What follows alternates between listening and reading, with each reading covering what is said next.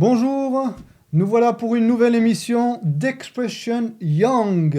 Aujourd'hui, une émission avec un sujet un petit peu difficile, un peu lourd, mais avec deux visages rayonnants. Regardez-moi ça, Julien et Nora.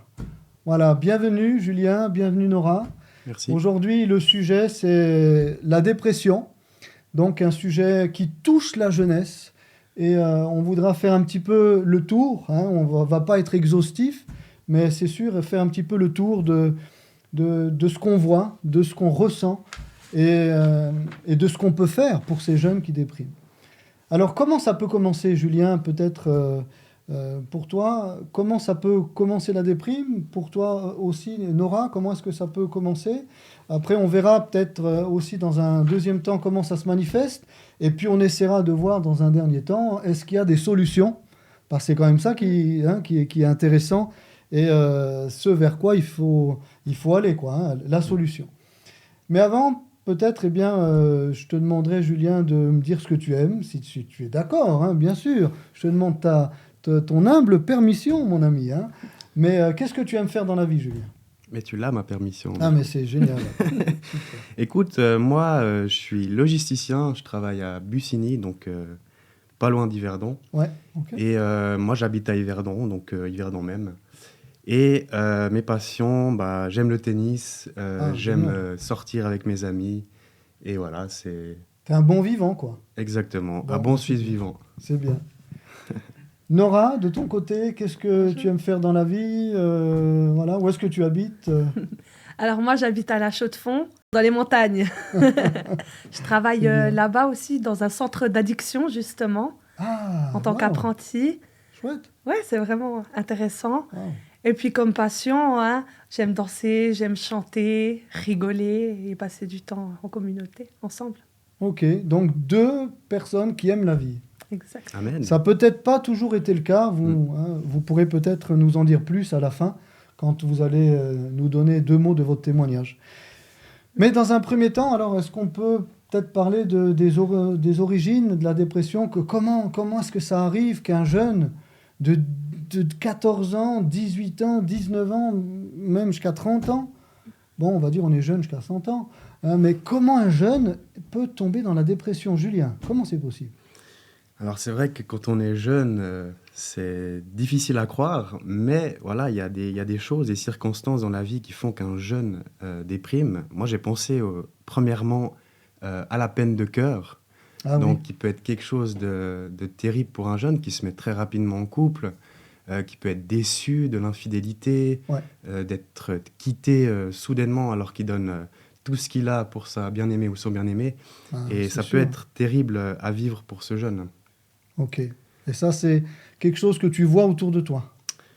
Oui, je peux le voir et même j'ai pu le faire, enfin Le vivre, quoi. le vivre. Ouais, Ouais. ouais, ouais, ouais. Et du coup, ben c'est terrible. Ça peut être quelque chose vraiment de Ok. déclencheur, quoi. Ouais. Alors, il n'y a pas que ça. Il y a quoi d'autre qui peut amener un jeune à déprimer? Pour l'instant, c'est Julien, mais Nora, elle est là, prête aux aguets, hein, pour répondre, pour contredire s'il le faut, ce cher jeune homme-là, hein, ce cher Julien. Alors oui, j'ai aussi pensé aux addictions qui Ah peuvent oui. être des facteurs. Si on commence à boire de l'alcool, à se mettre aux drogues, ça peut être des substances qui peuvent te mettre tout d'un coup Ça peut bas plonger, et ça tu as peut- besoin de la substance pour te remettre en haut. Ouais. Il y a aussi les sites pour adultes qui sont des choses terribles aussi Ouais. qui peuvent complètement tromper la sexualité du jeune. C'est sûr. Si j'ose, Oui, par rapport à l'addiction, Voilà. hein, Ça, parce c'est- qu'on a l'addiction, Bien on a sûr. les drogues, on a les addictions même sexuelles ou comme ça. mhm, Mais je pense que quand on tombe là-dedans, on est déjà dépressif. Ah, voilà. ok, ouais. Parce que je pense Oui, que parce- justement, on est déjà mal dans notre peau. Mm. Alors du coup, on cherche une Quelque chose substitution. à quoi s'accrocher, quoi. Exactement. Mhm. Ouais, je suis totalement d'accord avec toi. Ça peut être justement des moyens de passer outre la dépression, mais ça peut être aussi des choses qui font que le jeune tombe en dépression. Parce que des substances, quand tu prends une substance, tu veux la prendre, ensuite il y a la chute, et tu dois Mhm. reprendre pour être bien, tu vois.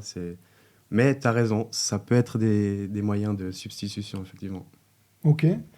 Nora, de ton côté, on le voit, hein, certaines certitudes là. Alors, qu'est-ce que tu penses, Nora? Comment une jeune fille, un jeune homme peut déprimer? Comment c'est Je pense possible? déjà, il y a les maltraitances psychiques. Ça peut Ah. même commencer dès le ventre de la maman, hein. Ah bon, si loin? Bah oui, parce que le bébé, il grandit et puis il entend tout ce qui se passe autour et il ressent déjà tout ce qu'elle ressent la maman. Donc Ouais. déjà les conditions de vie des parents. Et puis après, rien qu'un parent, un parent absent. S'il nous manque une maman, un papa, un manque d'amour. Ça, c'est sûr. Ouais. La comparaison, quand on est élevé, qu'on est comparé tout le temps, ça nous enlève toute notre estime de soi. Ah, lui, il travaille mieux que toi. Lui, il a des Exactement. meilleures notes que toi. Exactement. Faut Mais- t'y mettre. Hein. Exactement. Pourquoi tu fais pas comme lui? C'est tout simplement des choses en fait qui dévalorisent une personne et je pense Ça, qu'il c'est peut vrai. vraiment Ça, c'est vrai. un manque de confiance totale peut Ouais. engendrer une dépression, je Ça, pense on l'entend totalement. souvent. Ouais. T'es d'accord, Julien? Ouais, totalement. Et puis le dénigrement, voilà, c'est des choses qui sont terribles même pour un enfant. Hein. Dès le jeune âge, ça peut être des choses qui restent dans la tête. Hein. On se demande totalement. pourquoi, franchement, Ouais. avoir des paroles négatives comme ça. Mais bon, effectivement. Ça peut être dans Ça le peut cadre, arriver. ça peut être dans le cadre familial, mais aussi scolaire. Ceux qui ont subi des harcèlements scolaires, Mhm. où ils ont peur du coup d'aller à profs, l'école. Enfin, on se renferme sur soi-même. Les profs qui dénigrent aussi. Ouais. Donc il y a plein de critères comme ça. Et j'ai aussi pensé au deuil quand on perd quelqu'un de cher. Alors ça j'y aurais pensé aussi, hein, j'avoue. Ah oui. Parce que notre vie, elle change du jour au lendemain. Il y a un être Ouais. qui nous manque. Et puis, Tu l'as vécu, Nora? Tu as l'air d'être touchée quand tu parles de ça. Tu l'as vécu ou quelqu'un de proche qui t'est proche l'a vécu? alors, j'ai des connaissances Ouais. qui sont décédées. Donc, j'étais pas si proche que ça. Mais après, j'ai connu leurs proches aussi. Puis, c'était des morts très violentes. Donc, ça veut dire que c'était des meurtres. J'ai Ah vu ouais, là, plusieurs c'est- meurtres c'est- de c'est personnes dur. autour de moi. Ok. Et c'est vrai que, typiquement, il y a une maman, son mari a tué ses 3 enfants quand elle C'est- était au c'est travail. horrible. Donc C'est après horrible. aussi, pour se relever en tant que maman, ça devient très compliqué. Et ça m'étonne pas qu'on puisse tomber totalement en dépression. Et c'est vrai que c'est pas des cas isolés. Hein. Ah, puis même moi, j'ai perdu mon grand-papa à l'âge de 15 ans et c'est là que ça a vraiment... je me suis dit, waouh, j'ai perdu un être vraiment très cher. Je l'aimais beaucoup.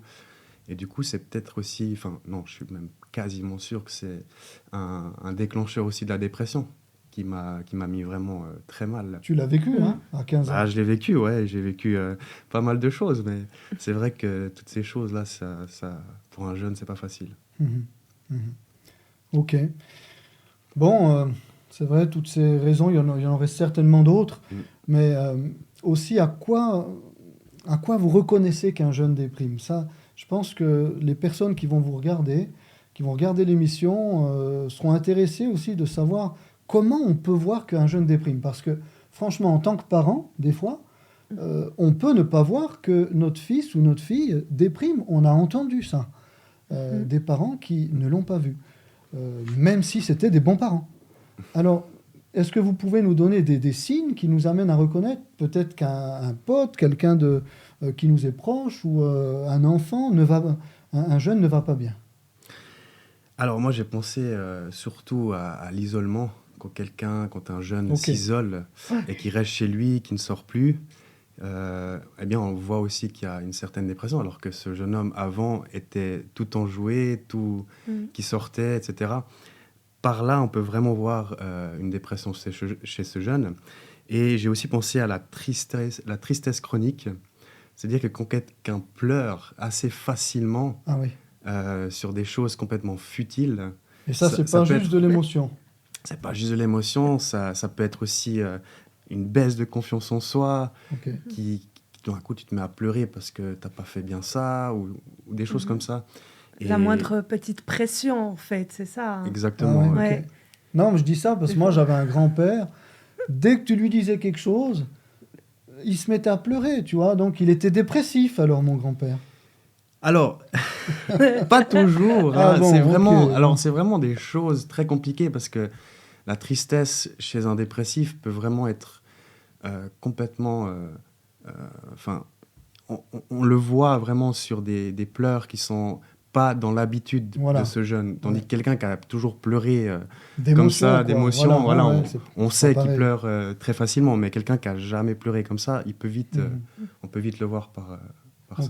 Ouais, on le voit chez certaines femmes. Enfin, C'est le... Ah ben oui, c'est généralement, l'exemple que j'ai. les jeunes filles ou jeunes femmes, ou les femmes en général, pleurent plus que les hommes. Que les hommes. Oui, et des fois, c'est juste on casse une assiette et puis ben, si on est déjà un trop plein d'émotions, Voilà. il y a tout qui sort en même temps. Ok. Et puis j'ai aussi pensé, pour finir, l'anxiété. Donc, quand quelqu'un a beaucoup d'angoisse, quand quelqu'un Ouais, mais grouille du noir. à quoi tu le vois, Julien? Alors, C'est pas évident à voir que quelqu'un est angoissé.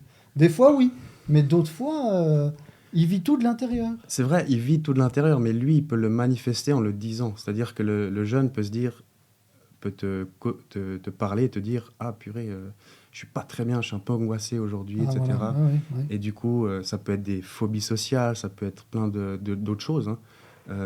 Les comportements, donc, hein, Mhm. au niveau de la société, Ouais, tout à fait, ouais. des comportements asociaux, comme on va dire, Mhm. anormaux. Anormaux, ouais, exactement. Quelqu'un qui veut partir d'une réunion ou autre, c'est que on sent qu'il veut s'isoler et qu'il veut partir parce qu'il y a c'est trop d'émotions. Ok. Nora, de ton côté, tu as rencontré, c'est sûr, on a tous rencontré des jeunes qui ont déprimé ou qui dépriment. Mhm. Toi, quels sont les facteurs voilà, qui vont t'alerter, en fait? Bah, le comportement, les crises de nerfs, de la violence, de la haine. Vraiment, là-dedans, en fait, les gens ils vont beaucoup s'exprimer de cette manière-là. C'est comme si un peu ils rejettent leur mal-être sur les autres. Sur les autres, ouais. Ouais, Ouais. ce qu'ils ressentent au plus profond Donc, d'eux. un Voilà. dépressif peut être violent. Je pense, oui. Ah oui, Oui, oui. complètement. C'est vrai que ça change complètement Mhm. le comportement. Hein. Il peut maltraiter quelqu'un d'autre. Oui, totalement. Je pense. Ouais, donc... Ouais, parce que gérer les émotions, c'est pas forcément évident. Donc, automatiquement, c'est plus facile de remettre aussi la faute sur les autres ouais. et d'être en colère contre les autres que d'être en colère contre soi-même. Alors, quelqu'un qui donne l'apparence d'être fort parce qu'il va être violent avec les autres, en fait, peut être quelqu'un qui cache un déprimé ou une déprimée, en fait. Totalement. Et je pense Ouais. que c'est plus souvent le cas qu'on le pense. Ah, je crois que là, Ouais. on apprend quelque chose, hein, parce que c'est pas ce qu'on nous dit en société. Hein, le musclore, hein, celui qui ou celle qui parle plus que les autres, qui en impose. Lui, il est fort, elle est forte. Hein, c'est pas le genre à déprimer. Ben, c'est pas ce que nous dit Nora toujours, en tout cas. Non, je pense que Ouais. ça cache vraiment un profond mal-être. Si on est méchant avec les autres, ça cache un mal-être. Mhm. Après, il y a aussi le fait de plus avoir d'intérêt personnel. Ça veut dire que même on parlait d'activités, de sport, de chant ou comme ça, ben, on n'a même plus de plaisir à faire ces activités-là. Mhm. On n'a plus envie de sortir de chez soi.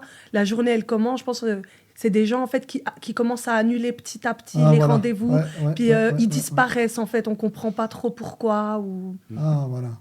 Je pense, Ouais. ouais. Une grande fatigue aussi. On est beaucoup plus fatigué. Je pense l'émotionnel doit prendre tellement à l'intérieur Ouais. que ça épuise. On n'a plus envie de rien. Mm. Donc, je pense que c'est vraiment... Donc, quelqu'un qui a plus envie de venir faire du foot à l'entraînement, une fois, deux fois, trois fois, après, on peut commencer à s'inquiéter. Peut-être il va pas si bien, le collègue. On se pose des questions, Oui. effectivement. Ouais. Surtout si c'était quelqu'un de régulier à la base. Mm. C'est ça. Qui est toujours Voilà. là, toujours souriant. Ou juste, après l'isolement, hein, ça se voit, ils se mettent vite plus à l'écart Ouais, ou ouais, comme ouais. ça. Ok. Et puis après, je pense le point le plus extrême, c'est les pensées suicidaires. Alors ça, c'est extrême, alors, ouais. Ouais. Ça, c'est personnellement, je le dis, sans Mhm. mentir, je n'ai jamais connu ça. J'ai Mhm. 49 ans, je n'ai jamais connu ça. Bon, c'est une grâce, mais donc j'arrive pas à me mettre là-dedans. Mhm. Racontez-nous, est-ce que vous l'avez vécu, Nora? Comment ça se Oui. passe quand on a ce genre de pensée? Alors moi, je l'ai vécu personnellement Ah pendant ouais. même plusieurs années. Ah oui, ok. Donc, ça me parle totalement. Ah ouais. Mais en fait, c'est vraiment un manque de confiance en soi, enfin de la manière dont je l'ai vécu du moins, un manque de confiance en soi et c'est ces pensées qui viennent te dire t'es nul, personne ne t'aime, tu crois vraiment qu'on va t'accepter un jour, si tu disparais de cette terre, les gens ils seront plus heureux sans toi. Et c'est plein de choses comme ça qui te submergent et en fait qui deviennent une boucle spirale dans la tête. Mais fait. tu les entends, ces pensées que tu viens de nous... Comment ça se passe? Tu les entends? Ben oui, parce que on se dit c'est des pensées. Donc certes, c'est ma propre pensée avec ma propre Voilà. voix. Hein. On s'entend bien, mais elles sont très persistantes. Elles s'arrêtent plus. Donc c'est limite, on se demande, même si des fois c'est nous, on pense comme ça, en tout cas du moins, moi pour moi, je pensais comme ça et j'étais comme ça. Et c'était ma manière de voir les choses. Donc, tu te dis à toi-même, tu te disais, Exact. Nora, à toi-même, je suis nulle, je vaux rien. Mais Exactement. tu n'entendais pas une voix qui te disait, Nora, tu es nulle. Tu te parlais à toi-même. Oui, oui, d'un point de vue, oui. D'accord. Julien, toi, tu as connu ça? Oui, totalement. Bon, alors on peut Totalement. les écouter, hein, puisqu'ils les ont connus, on peut les écouter. Comment ça s'est passé, Julien?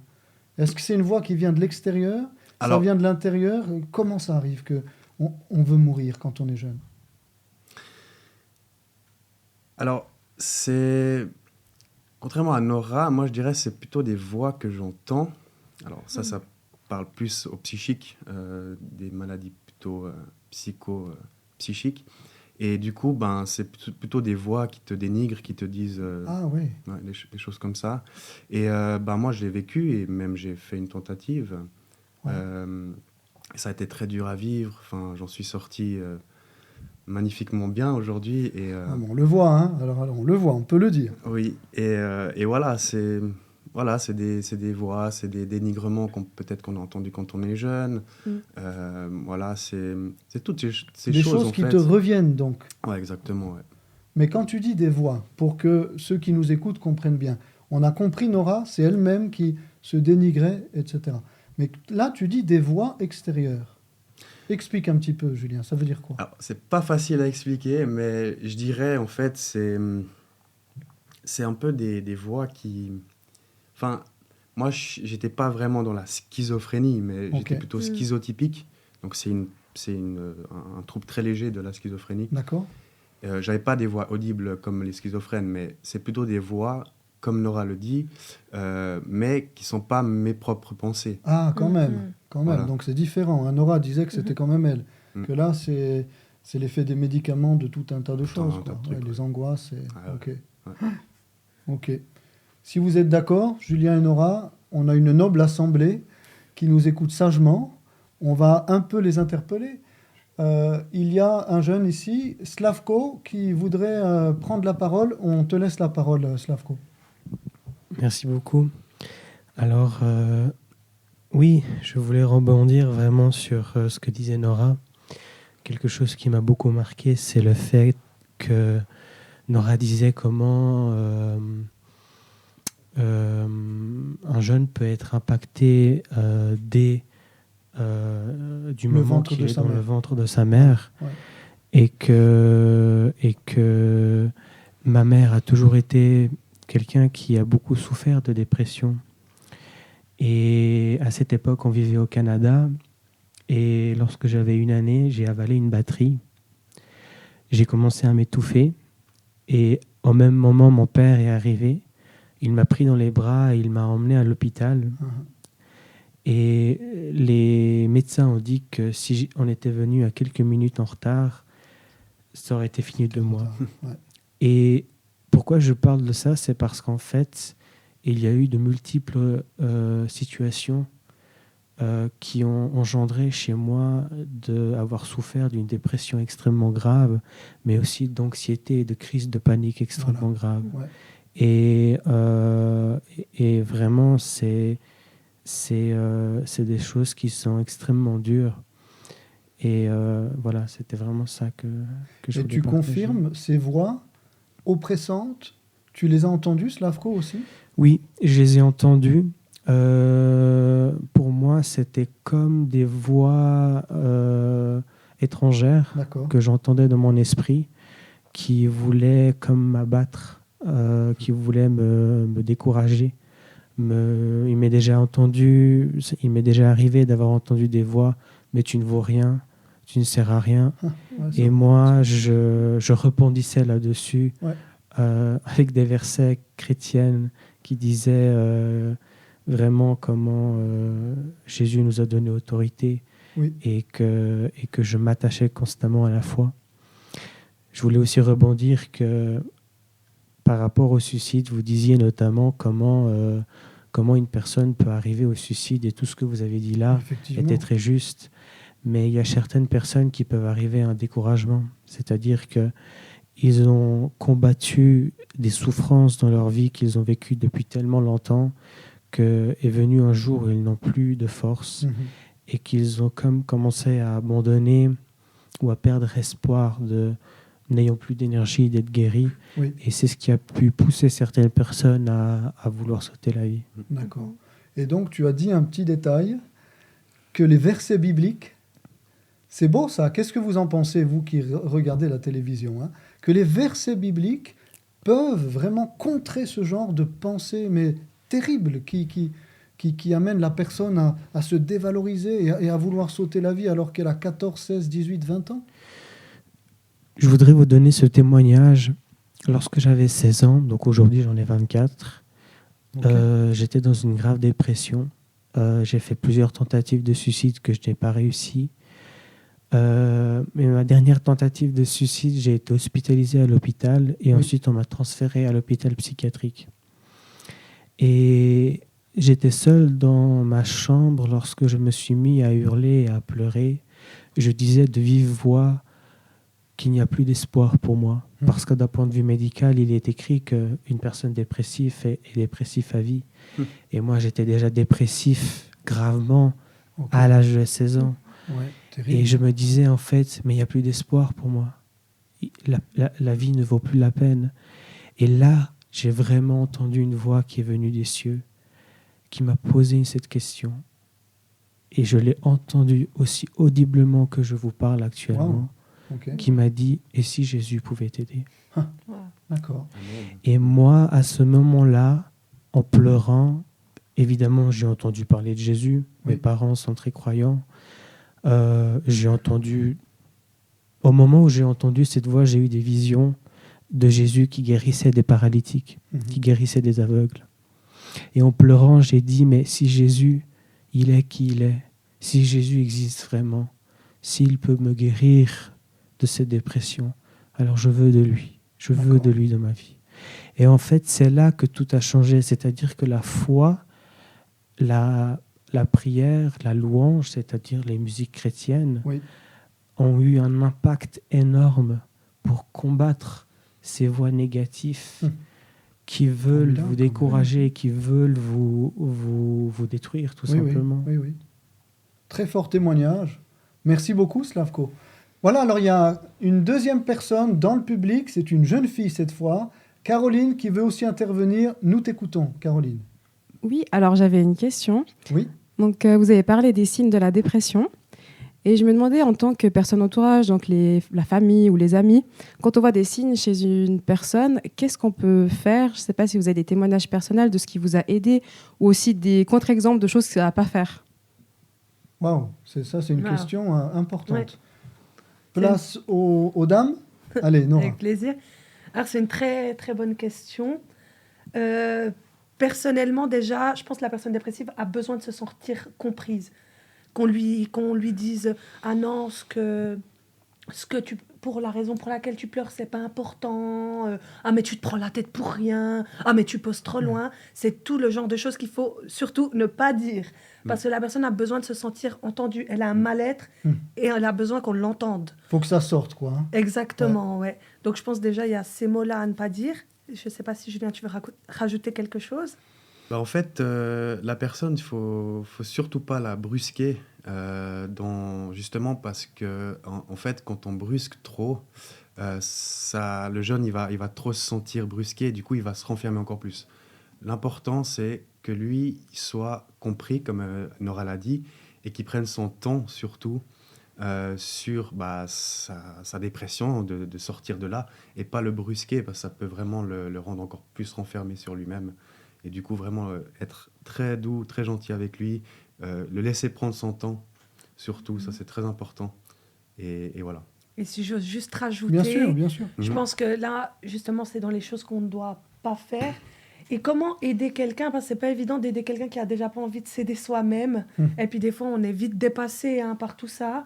Et je pense que c'est d'être toujours présent. C'est-à-dire, même si la personne ne nous répond pas aux appels, on envoie toujours un petit message. En fait, qu'elle sache que le jour où elle aura besoin de parler, qu'elle a Il quelqu'un. y a quelqu'un. Et puis de Ouais, pas ouais. se détacher, puis de les laisser un peu partir tout seuls, Ok. puis ils vont vraiment se retrouver seuls. Je pense que c'est la seule manière qu'on peut vraiment être présent pour eux. Merci. Alors, pas en faire trop, mais être là. Voilà. Julien, tu as été dans les rues, donc pour interviewer, pour interroger des personnes. À quel sujet? Est-ce que tu peux nous expliquer? Alors oui, Mirko, on a été dans les rues d'Yverdon et de Lausanne avec Rachel et Caroline, et on a fait des micro-trottoirs. Ah, c'est cool ça. Oui, et c'était vraiment des moments bénis.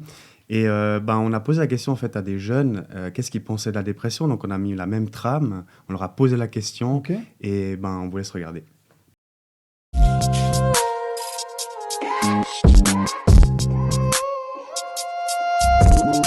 Un, deux, trois.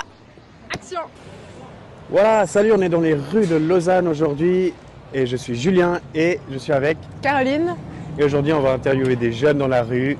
Let's go! c'est parti.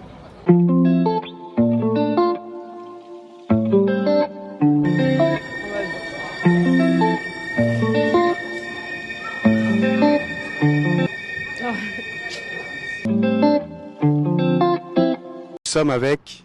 Elisha. Lauriane, Lilia, Noah, Fanny. Jonathan. Christiana, Solène. Fabio, Adji. Pour toi, quelles seraient les causes de la dépression?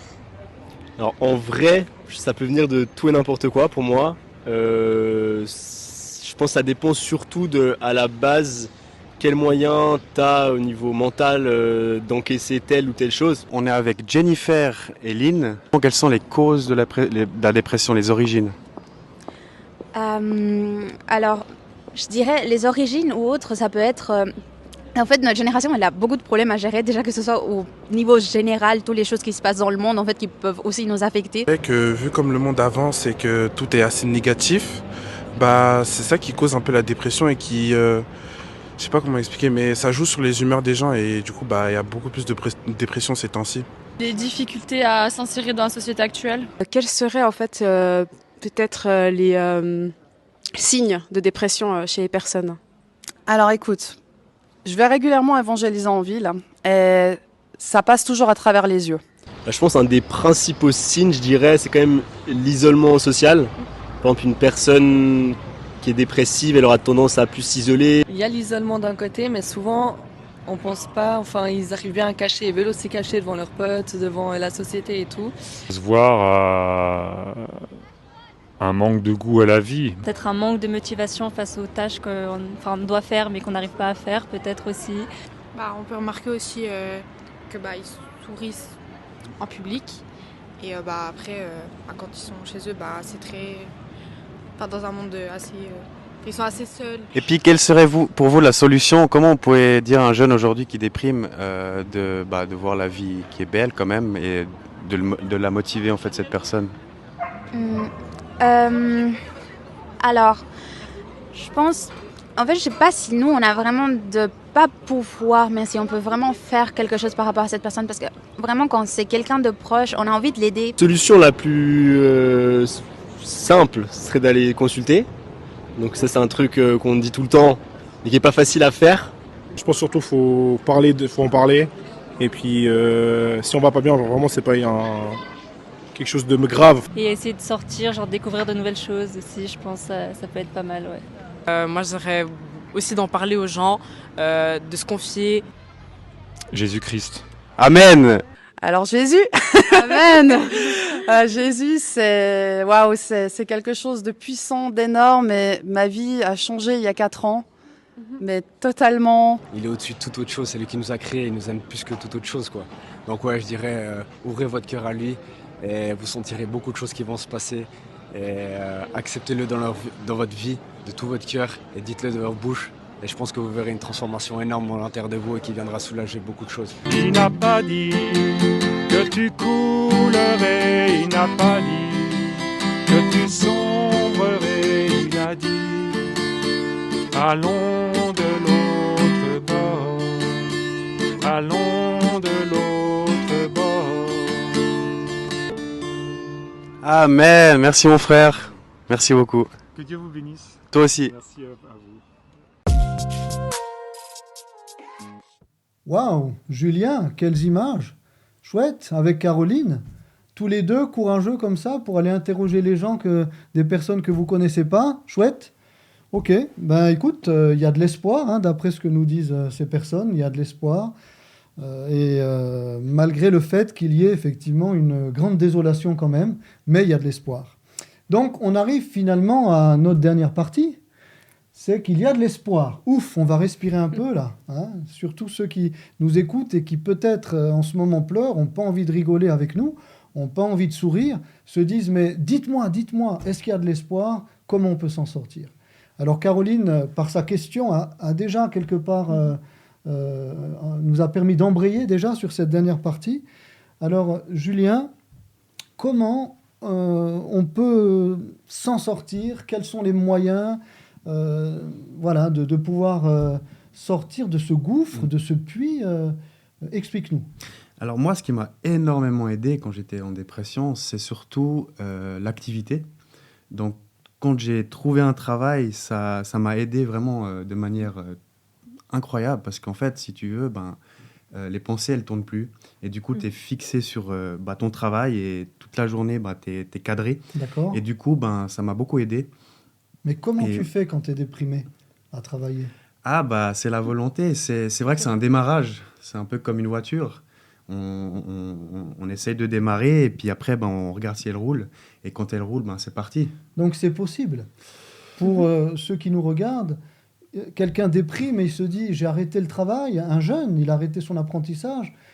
Toi, tu leur dis à ces jeunes « mais reprends, c'est possible, tu vas pouvoir t'en sortir si tu te mets en action ».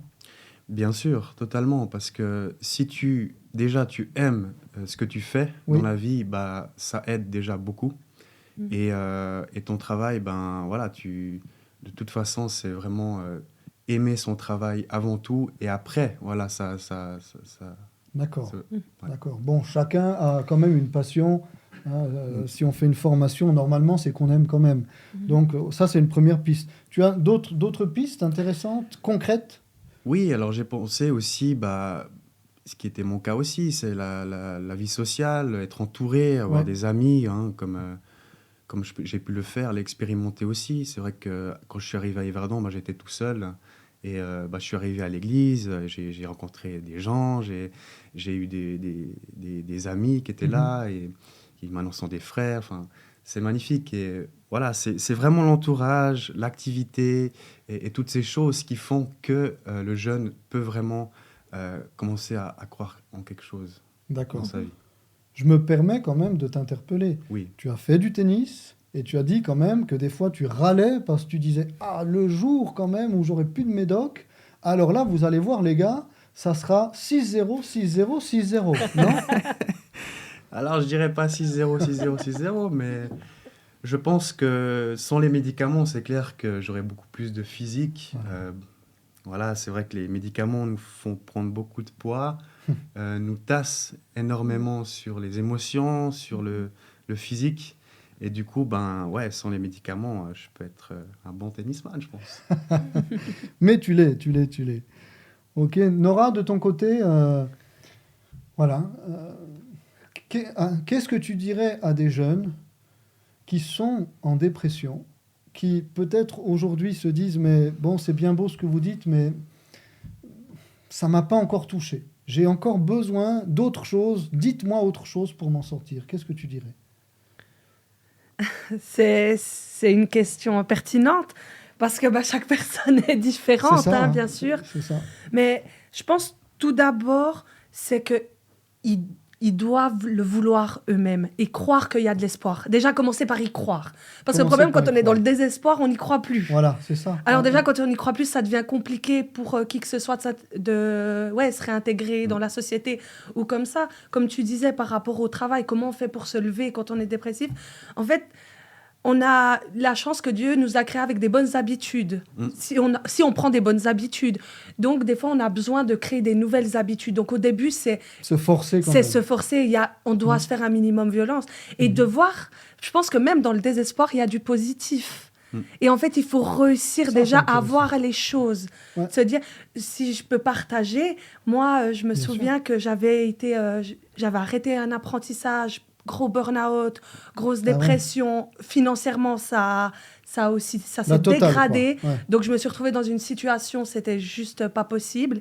Et je me souviens de m'être réveillée un jour et il y avait du soleil qui rentrait dans ma maison. Wow. Donc, c'était une belle journée ensoleillée, c'était le matin. Et en fait, je me suis dit, waouh, mais je suis allée dans mon robinet, j'ai ouvert mon robinet, j'ai dit, mais t'as de l'eau potable qui coule.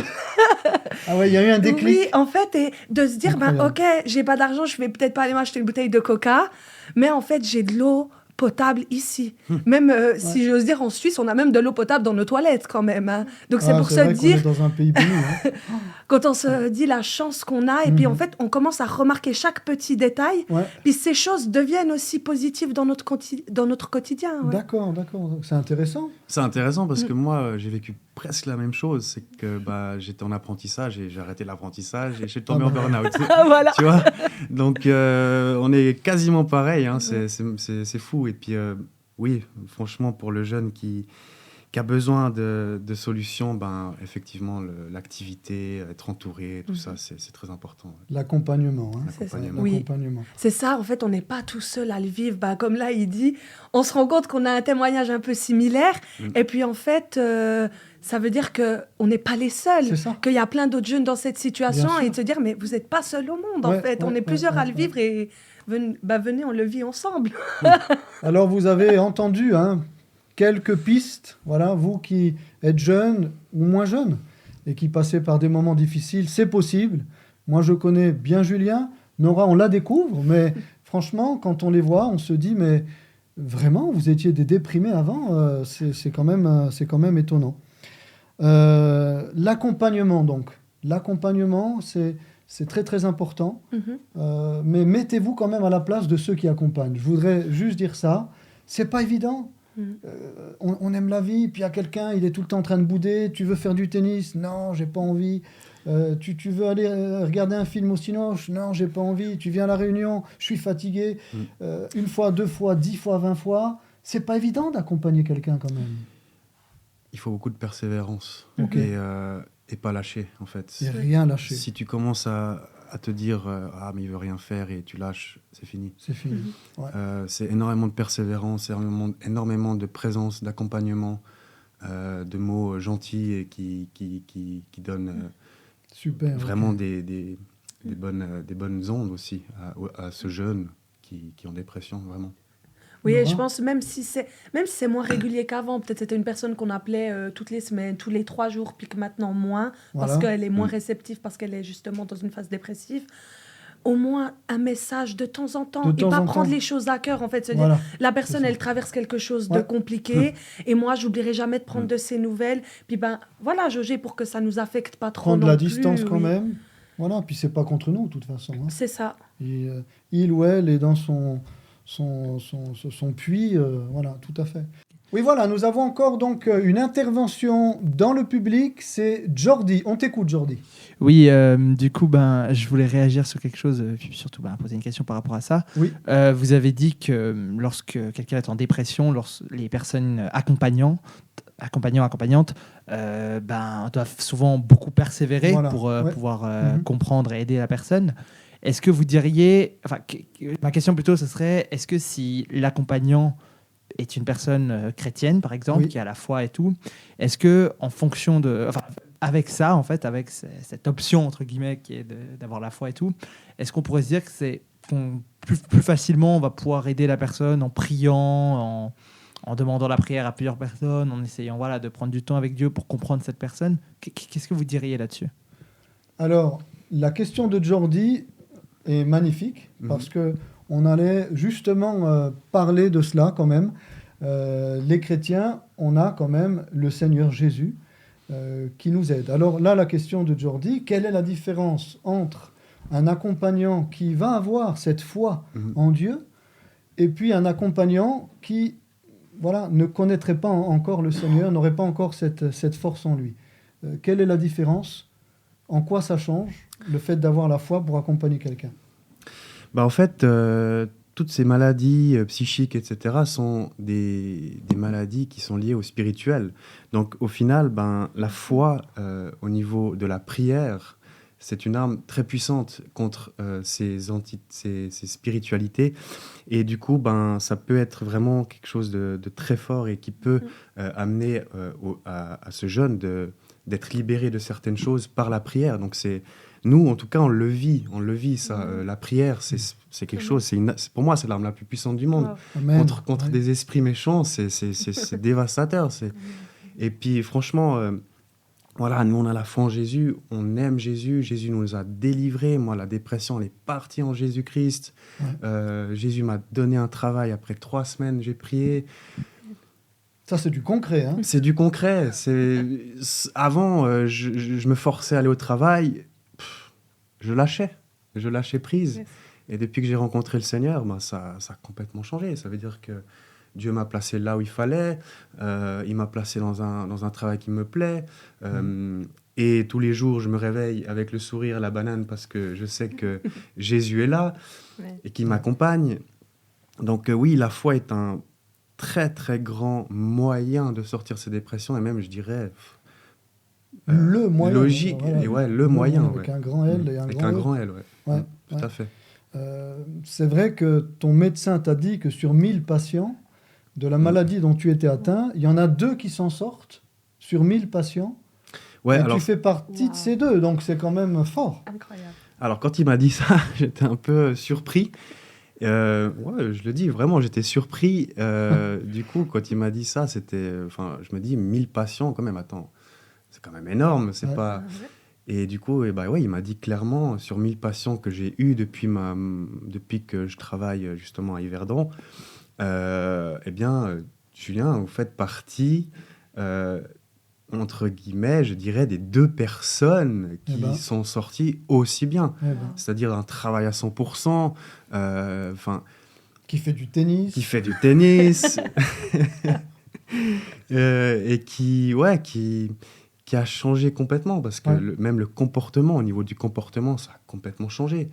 Et ça, pour moi, ça a été vraiment la foi en Jésus-Christ seulement. Magnifique. On va laisser la parole pour la fin à Nora. Nora, pour toi, la foi en Jésus, est-ce que c'est du concret? Est-ce qu'on plane? Est-ce qu'on s'imagine des choses? Est-ce que c'est du forcing? C'est de la manipulation? Toutes ces questions, les gens se les posent, même des jeunes qui ne veulent pas se faire arnaquer spirituellement. Est-ce que le fait de croire en Dieu, le fait de croire en Jésus, ça peut vraiment aider quelqu'un à sortir de la dépression? Julien nous dit oui. Est-ce que toi, tu peux nous dire un peu ton témoignage finalement, hein? C'est ce que tu sous-entendais tout à l'heure.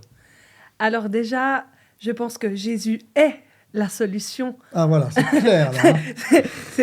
Jésus est vraiment la solution parce que justement, comme j'ai pu un petit peu partager tout à l'heure, j'ai vécu aussi de la dépression pendant des années. Voilà. Et en fait, j'ai vécu 2 dépressions, c'est-à-dire que j'ai vécu une dépression, comme on dit, dans le monde, mais j'ai aussi vécu une dépression en connaissant Jésus. Et vous allez me dire, mais comment c'est possible? Mais en fait, c'est totalement différent. Parce que quand on est dans le monde, il y a un total désespoir, il n'y a pas de solution. C'est comme vous partagez, les hôpitaux psychiatriques, la médication qui nous assomme. En fait, on cache le problème, mais on ne règle pas la profondeur du problème. Et souvent, c'est des problèmes spirituels. Donc, comme tu l'as dit, hein, donc ça veut dire que, à part la force spirituelle qui a le nom au-dessus de tous les noms, si j'ose dire, qui peut les battre? Personne d'autre. Donc c'est pour ça que j'affirme que Jésus est vraiment la solution. Et même si des fois avec Dieu c'est pas toujours évident, parce qu'on pense qu'on rencontre Dieu et que tout se passe comme sur des roulettes, mais pas forcément. Mais avec Jésus on a un espoir. Là où il y avait pas d'espoir, il y a vraiment un espoir. Là où il y avait les ténèbres, il y a vraiment la lumière avec Jésus.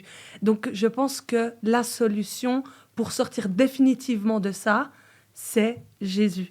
Et dans mon témoignage personnel, justement, moi, en ayant vécu toute cette dépression, il y a eu des moments où j'allais mieux, moins bien. Il y a différentes sortes de dépression. Ça veut dire il y a ceux qui vont plus sortir de leur lit, il y a ceux qui vont aller jusqu'au suicide, puis il y en a des autres qui peuvent vivre 40, 50 ans sans savoir qu'ils sont dépressifs. Elle est là, mais on ne la voit pas, mais elle est là. C'est ça. Donc, il y a aussi plusieurs facteurs. Et puis, quand j'ai rencontré Jésus, je me souviens vraiment que ça que j'étais chez moi et dans une tristesse mais tellement profonde. Je pleurais, il y avait ces addictions, il y a tout ce qui suit la dépression, bien sûr. Et j'étais là, mais je vais jamais m'en sortir. Et il y a cette pensée qu'on parlait bien avant, justement. Tu me demandais, est-ce que c'est tes propres pensées ou est-ce que c'est une voix externe? Ben moi, je pensais que c'était mes propres pensées. Mais j'ai compris avec le temps que moi, je ne pensais pas comme ça. Donc, ça reste quand même une autre voix qui vient te dire, te dénigrer, etc. Et puis, quand on rencontre Jésus, du coup, c'est plus cette voix destructrice qu'on entend. Mais c'est une voix pleine d'encouragement et d'amour et d'espoir. Donc, la solution, c'est Jésus. Magnifique. C'est pour ça que David, dans la Bible, dit « Quand un malheureux crie, l'Éternel l'entend et il le délivre de toutes ses déprimes, de toutes ses détresses. » Et je dirais même que c'est les solutions dans la solution. Pour le mot de la fin. Magnifique. Merci beaucoup. Alors à Julien pour ce témoignage, pour cette préparation. Merci Nora aussi d'être venue de tes montagnes jusqu'à la plaine pour nous témoigner de la solution que l'on peut trouver et aussi d'autres solutions, parce que c'est pas parce qu'on a la foi que les autres solutions, aussi au niveau des médicaments, au niveau de tout ce qu'on a dit, sont à mettre de côté. Merci beaucoup au public, ces magnifiques jeunes là qui sont avec nous. Vraiment, on vous remercie de votre présence. Merci beaucoup. Quant à nous, nous nous retrouverons pour une autre émission. Alors, ça sera ou sur le rap chrétien. Ah ouais, est-ce qu'on peut rapper quand on est chrétien? Ou sur les célébrités chrétiennes. Est-ce qu'on peut être une star quand on est chrétien? Et comment le vivre, etc. Voilà, il y aura d'autres thèmes, mais ça sera un de ces deux thèmes que l'on verra la prochaine fois. D'ici là, Julien, Nora, les jeunes et vous qui nous avez écoutés, bon vent et à bientôt à Expression Young.